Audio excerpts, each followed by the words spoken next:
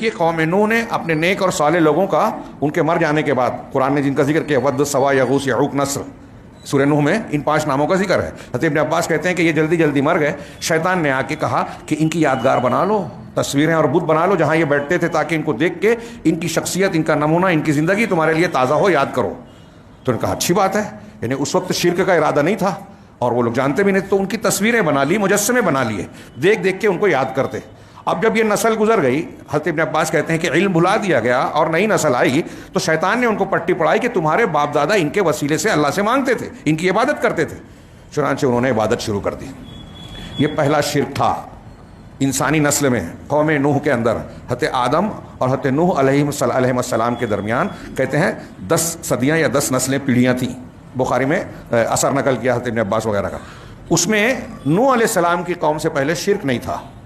یہ شرک کا آغاز ہوا. کیسے ہوا شرک کا آغاز؟ اس کا بیس بنا غلو, نیک اور صالح لوگوں کو ان کے مقام سے بڑھا دیا جانا.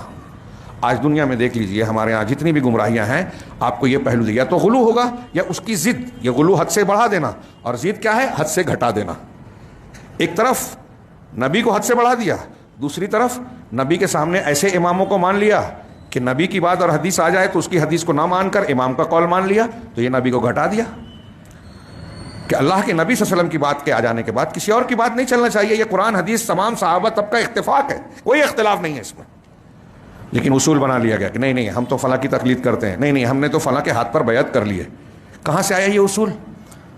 اسی اصول کو سامنے رکھیے اور پھر یہ سوال اٹھائیے کہ کیا کوئی ایک دلیل بھی ایسی ہے کہ آپ جس بزرگ کو مانتے ہیں وہ بہت اچھے ہیں, ٹھیک ہے, اچھے ہیں, ان کی کوئی بات اللہ کے نبی صلی اللہ علیہ وسلم کی ثابت شدہ حدیث اور سنت کے خلاف ہو, آپ سنت کو چھوڑ کے اگر اس کی بات کو مانتے ہیں, تو دنیا میں کوئی معتبر ایک عالم دین بتائیے جو کہے کہ یہ عمل صحیح ہوگا, اللہ کے ہاں قابل قبول ہوگا. قطعاً نہیں. سارے دلائل اس کے خلاف ہے. لیکن امت کا بہت بڑا طبقہ یہ مان رہا ہے ہم پر تقلید فرض ہے, ہم پر پیر صاحب کی جو ہے وہ سمع و طاعت فرض ہے. اب ان کی ہاتھ پر بیعت کر لیا تو قرآن حدیث کو نہیں دیکھنا ہے, جو یہ کہہ رہے ہیں وہی ماننا ہے, ان کی رائے, ان کا فلاں اور ان کا فلاں. یہ چھوٹی موٹی گمراہی نہیں ہے. اللہ کے رسول صلی اللہ علیہ وسلم نے کہا کہ مجھے اپنی قوم پر اسی بات کا ڈر ہے.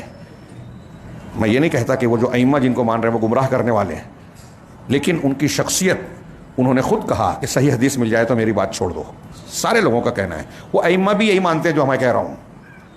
ہاں, یعنی سارے اماموں کا اس بات پر اتفاق ہے کہ قرآن حدیث آ جائے تو پھر کسی کی بات نہیں چلے گی. ایسے 20 بلکہ کتاب چھپ جائے گی ایسی اقوال ان کے جمع کریں گے تو.